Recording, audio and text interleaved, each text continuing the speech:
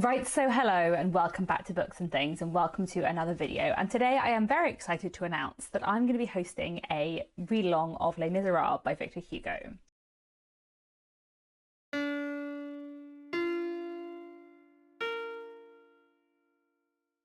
I feel like this is an announcement video, but also I've mentioned that I'm doing this in several videos and on many Discord servers, so you may know this already. But this coming January to March 2026, yes, I don't know how we've got there already, I'm going to be hosting a read-along of Les Misérables by Victor Hugo. I have read this book before, but not for a very long time. I don't even know how old I was when I read it. That's how long ago it was. I think I was somewhere around sort of 14, 15 years old.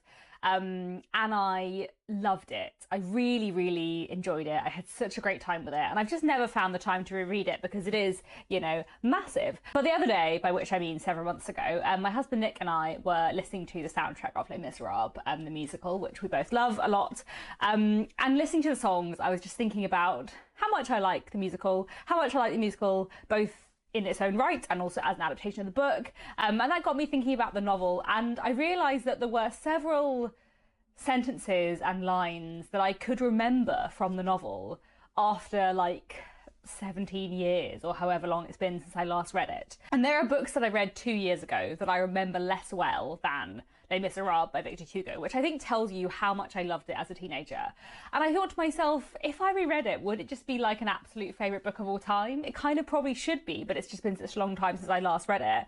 And I just decided that it would be nice to reread Les Misérables. And because I feel like it is one of those massive books that a lot of people intend to read for a really long time and then don't, I thought it might be nice to make a read-along of this. So that is what we're going to be doing. So before I get into the logistics of the read-along and everything like that, let me quickly tell you about Les Misérables, the book. So it was first published in 1862, but it's set earlier in the 19th century, kind of from the 1810s. So it covers several real historical events in 19th century French history, including the June Rebellion of 1832. Victor Hugo, if you don't know, is a 19th century French writer who is most famous, I would say, for his historical fiction and probably most famous for Les Misérables. His other very famous book is The Hunchback of Notre Dame, which I've also read and liked, but not as much. But I do want to give more books by him a try, and I feel like after I've read Les Misérables, I will do that. So Les Misérables is the story of many people, as you might imagine from how long it is. But the kind of two central characters, I would say, are a former prisoner called Jean Valjean and Javert, the police inspector, who kind of spends a lot of the novel in pursuit of him. But there are a lot of other characters as well. One thing I kind of both love and hate about Les Misérables is that every time a minor character is introduced, Victor Hugo is like, let me tell you about this character for 10 chapters. It's great. I love the story and I love the characterization and I love the writing. And I think if you're someone who loves the musical, because I know a lot of people do, then I do think you will love the book, because although you would not imagine that a sort of 3-hour musical is a good adaptation of this 1,300 page novel, 1,240. I actually think it is a very good adaptation of the book. Because the book is so long and covers so many characters, and actually Les Misérables, the musical, kind of takes the heart of it. And I love the musical and I love the book. And I think if you love the musical, you might also really love the book. It is long and it is, you know, meandering and a bit tangential. Victor Hugo, as I said, likes to go on his long tangents. But I do think it is one of those long books that is really worth your time and that will stay with you a long time. And I do love it a lot. I would also say that if you are someone who enjoys Charles Dickens, I think you will really like Les Misérables. It has a real like Dickensian feel to me. And one thing I found really interesting reading it, one thing that is different about the book to the musical, is that although this book is very sad and has a lot of deeply upsetting things in it and a lot of social criticism in it, it's also quite funny and quite like wry, and the sort of balance of light and shade and humour and sorrow in Victor Hugo's Les Misérables really reminds me of Charles Dickens's work, and I think that's something that really stuck with me when I read the book and that I really loved about it. So if you like that kind of book, if you like Charles Dickens, if you want a big sort of sweeping 19th century epic that is you know, really emotional, but also quite funny in places, with sort of really sharp characterization. And, you know, you don't mind a few tangents, then I really would recommend Les Misérables, and I'm very, very excited to reread it. So let me talk about the logistics of the read-along. We're going to be reading Les Misérables from January to March over 12 weeks. I've worked out a schedule, which I'll leave down below in the description. So Les Misérables is a book that is divided into volumes/parts, depending on which translation you have. And each volume/part is divided into books.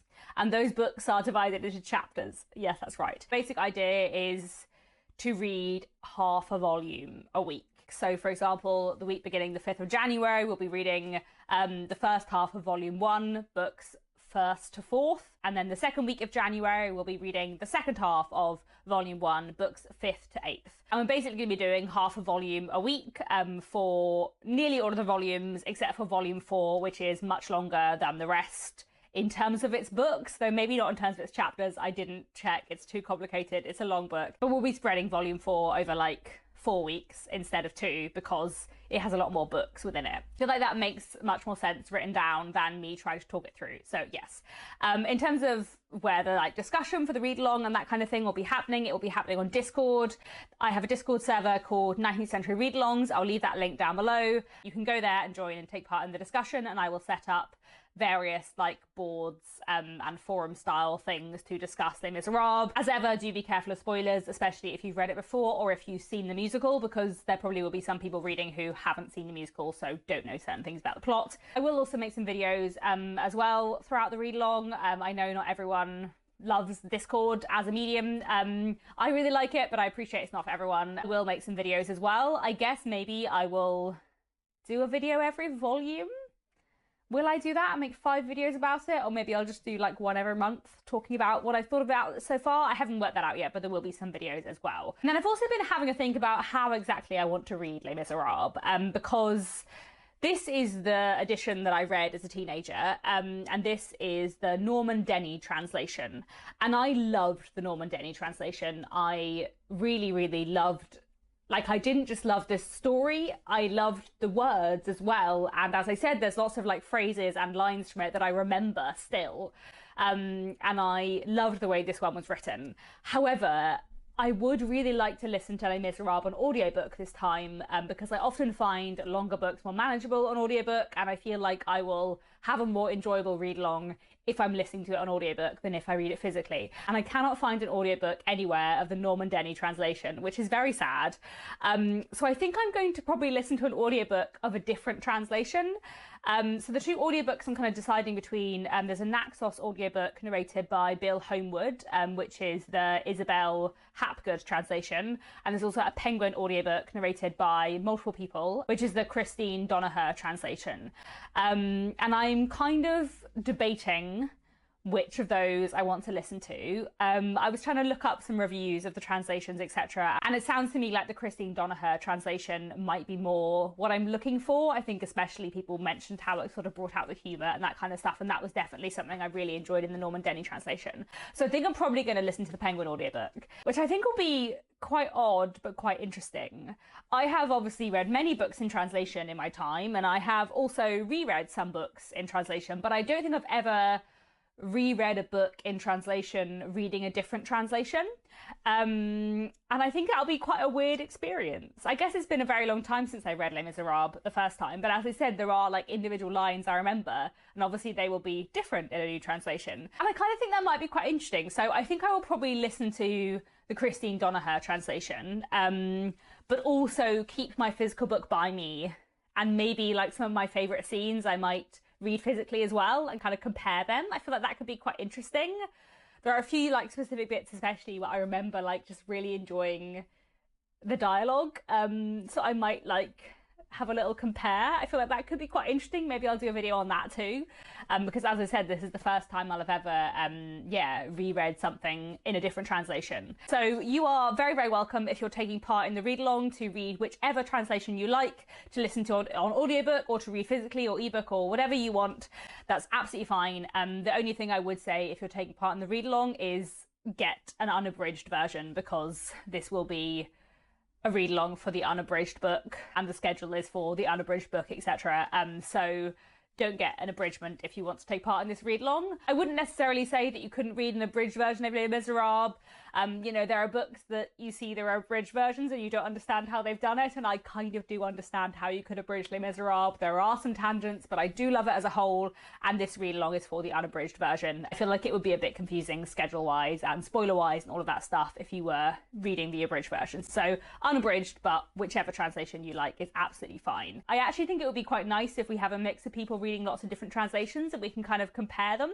I feel like that could be quite interesting. For example, having said I haven't reread something in a different translation, I have seen on stage Ibsen and Chekhov plays that I have read, and I have seen and read different translations. And I found it quite interesting. I think especially, I remember I saw a Hedda Gabler production a while back by Henrik Ibsen, and the way the dialogue had been translated just gave like a very different like interpretation or implication to something. Like there was something in one version that was subtext that was text in the other, or something like that. I can't precisely remember what it was, but I remember finding it interesting, and I feel like it'll be interesting to kind of look out for that in Les Misérables. I feel like play translations are sometimes less direct than novel translations, because sometimes there's also like, you know, the usual things you would get in a play of directors cutting things out or whatever. Anyway, that's a tangent. Would it be a video about Les Misérables without a tangent? Anyway,